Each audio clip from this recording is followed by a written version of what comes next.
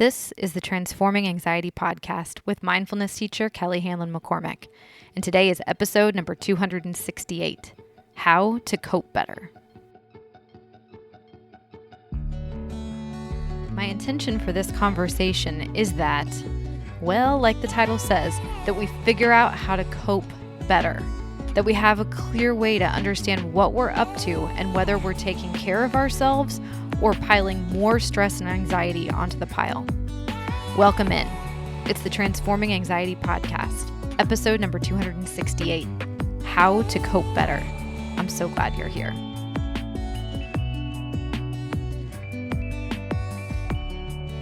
Hey there. Welcome in today.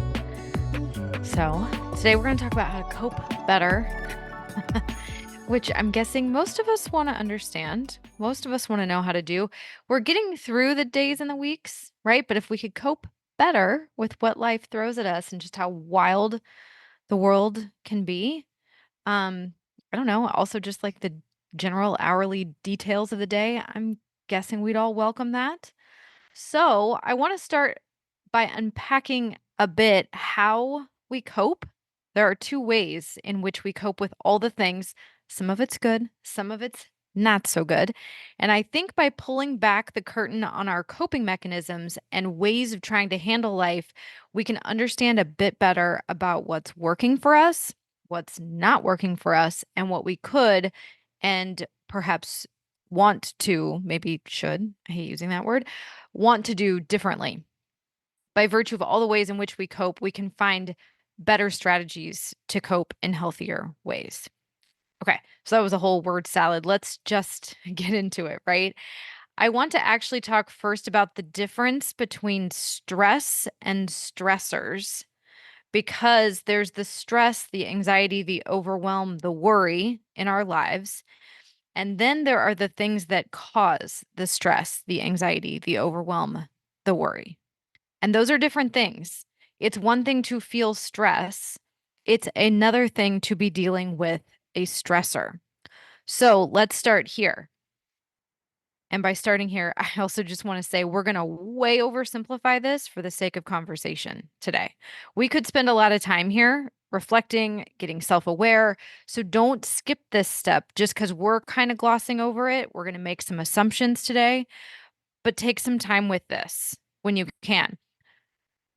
That said, in super simple terms, stressors are the things that activate the stress response in your body.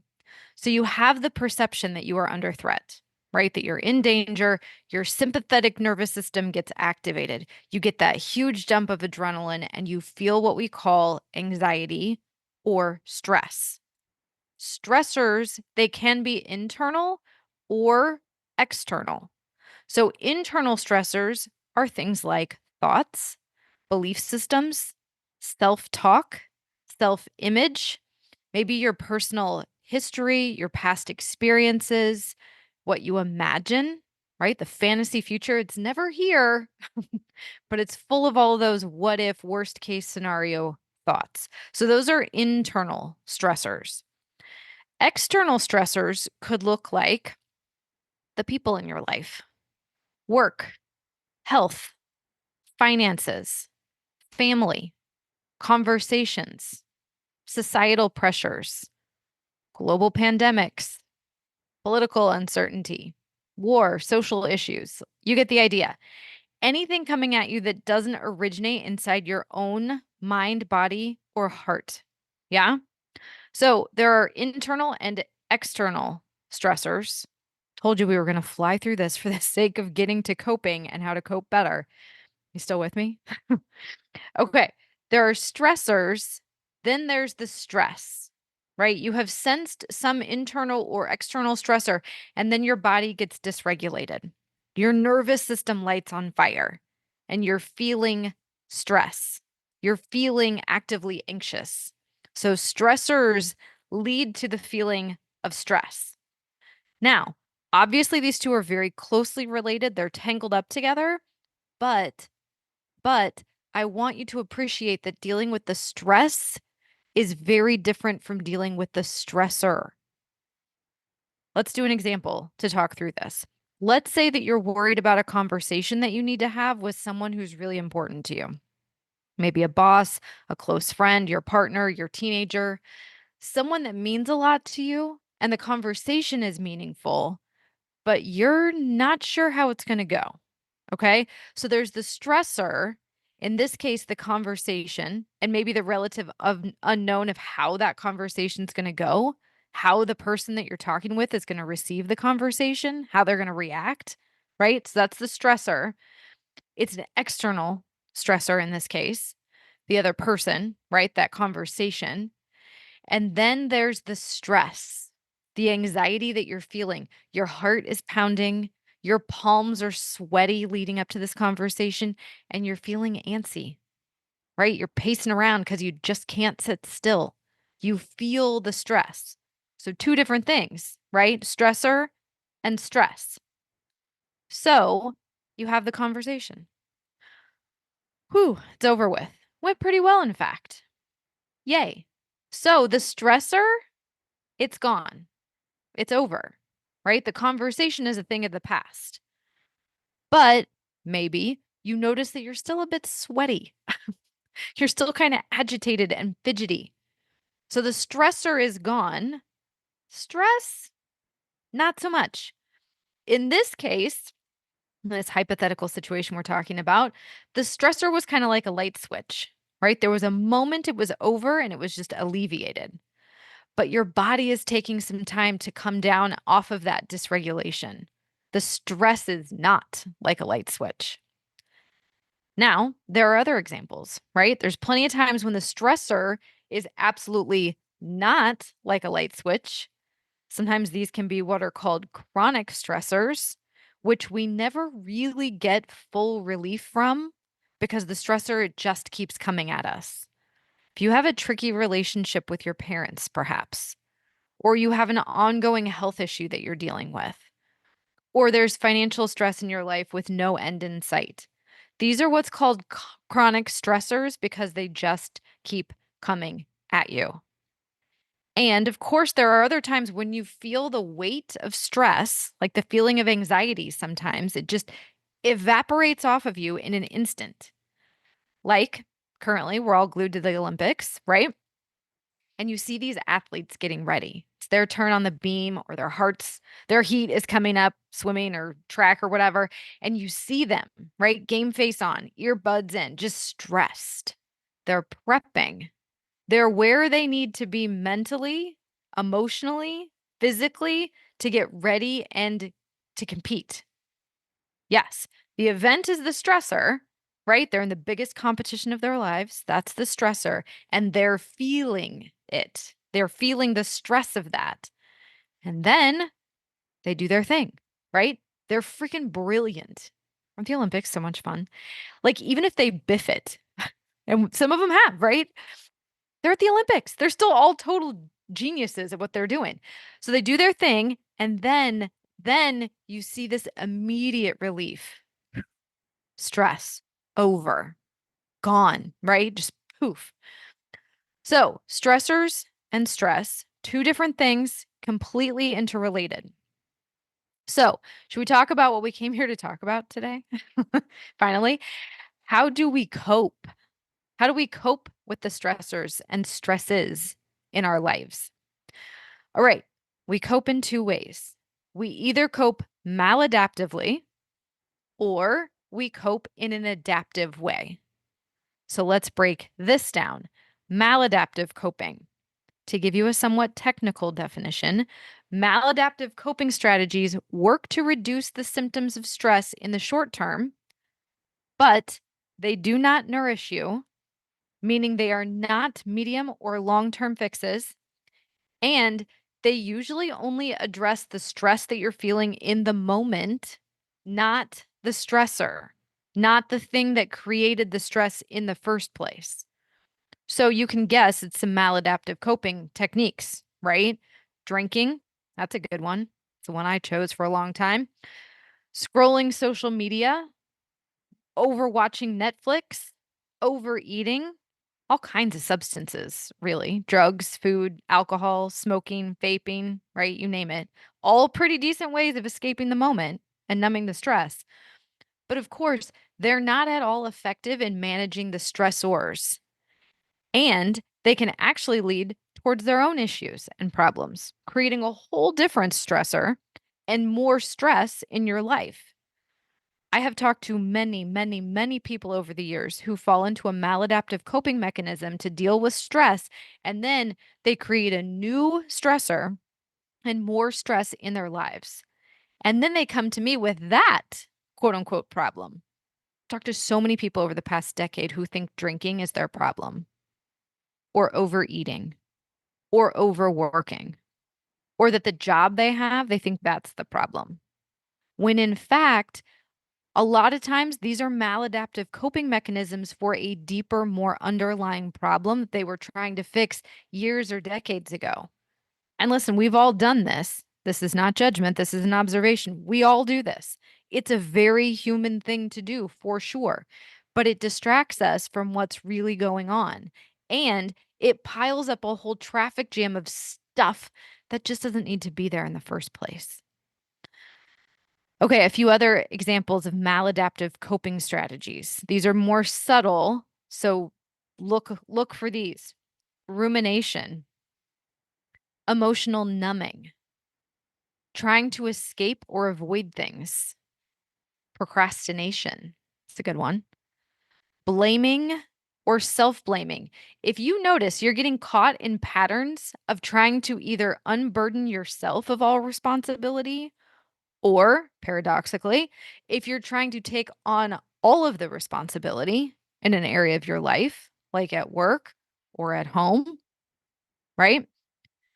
Risk taking behaviors. This is what I call the screw it stuff. Like, oh, well, what does it matter? I might as well just fill in the blank with something extreme or borderline dangerous or just completely out of the norm for you. Another one is anxious avoidance. When we do this weird pendulum swing of like grasping onto things really, really, really tightly and then pushing them away, right? And then pulling and then pushing, like we just can't settle into that middle space and be. So, if we can only figure out how to come at things in an adaptive way, right? Adaptive coping strategies are a different way to handle the stressors and stress of life. So, some obvious ones, things like sleep, rest, downtime. These are all good, right? Planning ahead, being careful not to overplan, exercise and movement, going for a walk. This is very important for a lot of reasons, right? Talking things out, either with a friend or a family member, seeing a therapist, working with a mindfulness teacher. Sometimes you need to vent and get things off your chest, right? Other times you need help to really process how you're thinking and feeling so that you can move forward in a healthy and grounded way. Meditation can be helpful. Mindfulness practices can help. Staying connected to good friends, engaging in hobbies or activities that are purely fun, totally just for enjoyment, that can really help. There are so many adaptive coping strategies. Those are obviously some kind of universal broad ideas, but think about what works for you, what you love and need, and what fills you up.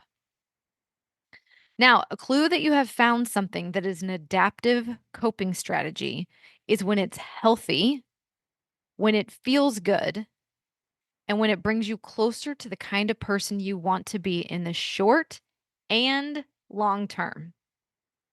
I'm going to borrow one of James Clear's phrases. He uses this in his book, Atomic Habits, a lot. He talks about casting a vote for the kind of person you want to be. Just consistently and continuously showing up, being healthy, whole, honest, real, and you. For me, some of those things are yoga and walking and reading. Like these are things I love to do for sure. They're also ways that I can cope with stressors and the stress of life. Also, of course, talking with friends, sometimes going for a walk alone and listening to music or a podcast or an audiobook. Sometimes just listening to the noises of nature, right? Being outside, getting under trees and listening to the birds. My people know what I'm talking about. All of this is super helpful. Now, before we go, I want to caution you about one small little thing because, like most things, this isn't a super simple, cut and dry, black and white thing, meaning maladaptive things aren't always only maladaptive, and adaptive coping strategies aren't completely and totally only adaptive coping strategies. I know, I know. But let's think about this. Let's take something like Netflix, for example. This is something that you could use for good or for evil, right? Two different scenarios. One way to Netflix is to get home after work, run around like crazy for a couple of hours with dinner and kids and activities and cleaning, taking the dog out, and then everybody's in bed. You crash on the couch and you don't even care what you're watching. You're just in that tired but wired place and you want anything that will distract and entertain you. So you scroll through and then you find a kind of mindless show that you can watch, but also kind of ignore. And you binge through 5 episodes while also kind of numbing out on social media on your phone. So you've got multiple screens going, and then, oh crap, it's after midnight and you should have been in bed hours ago. You drag yourself to bed knowing you're going to wake up short on sleep. You're kind of beating yourself up for watching so much TV, and you didn't even really enjoy it, right? It left you feeling kind of empty. So, okay, that's one way. That's a maladaptive way, let's say. Just hit the easy button. You wait for Netflix to sweep you off to some other place for a while so that you can avoid your own reality. Yeah? But you can also use it in an adaptive way. And no, you don't have to watch some highbrow educational documentary either. In fact, let's say that you're going to watch the exact same crap. Okay. But now you've labeled it as your guilty pleasure show. And you know when you get home from work that you have 2 episodes to look forward to tonight when the house quiets down. You're going to save that really good piece of chocolate. You're going to get your comfy PJs on. And when the kids go to bed, you're going to sit down and you're going to relish that show for a full hour. So you're coming at it with intentionality. You know exactly what you're up to. You're not hoping for this ridiculous show to make you feel better. Okay. No, you're going to watch this show. You're going to maybe text a friend about it because it's so absurd. It makes you laugh and it gives you and this friend something to connect over and kind of make fun of. And at the end of episode 2, you shut it off, you get ready for bed, and you're asleep at a reasonable time. So you see, it's the energy behind it. It's how deliberate and purposeful you can be with it. When we try and escape from our lives by looking around and outsourcing our attention to something like Netflix, we're hosed. We aren't relaxing, we're avoiding. There's a huge difference. So you can be clear and clean about what you're up to, even if it's total trash TV, even if you're eating junk food, even if you're working late. These are all things you can do in an adaptive way that feels relaxing or serves what you need or want to do, or heck, it just feels good, right? That's one way to approach those things. Or you can zone out and instead of bathing the whole thing in awareness, you're just trying to avoid and resist and basically not be here.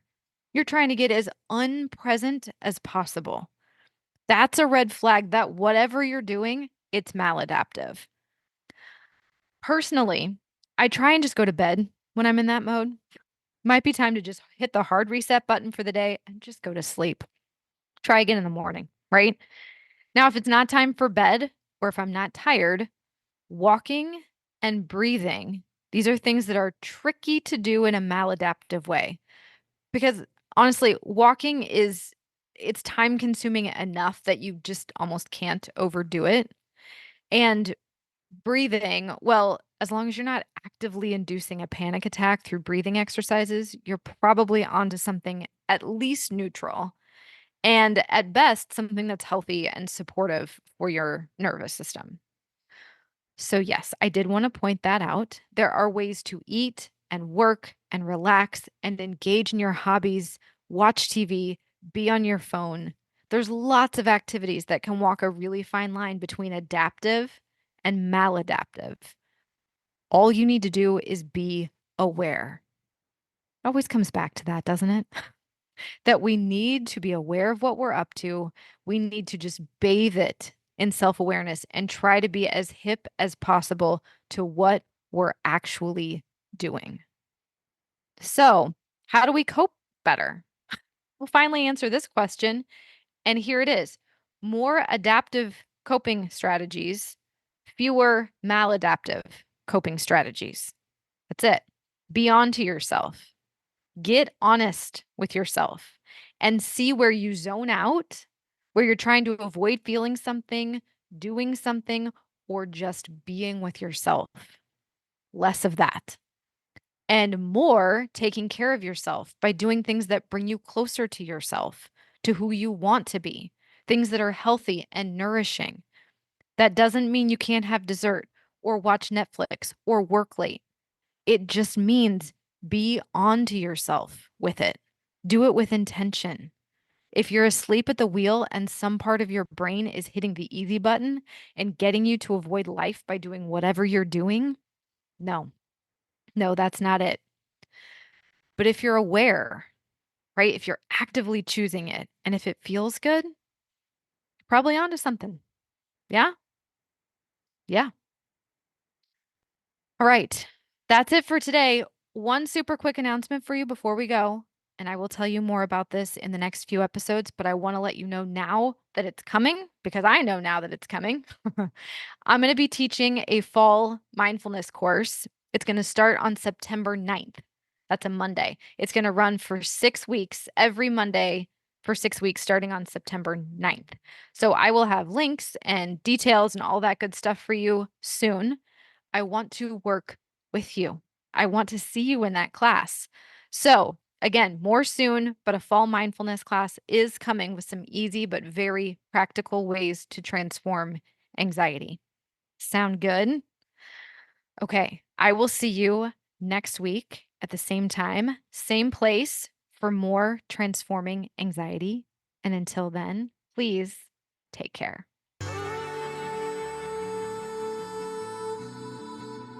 Thank you so much for being here, for listening, for doing this work alongside me. Thank you for sharing this with your friends and your family, anyone who, could use the support and the guidance, who could use these teachings and practices. Thank you for sharing your stories with me, telling me about your experiences and asking your questions. I'm here with you. Let's do this together, transforming anxiety.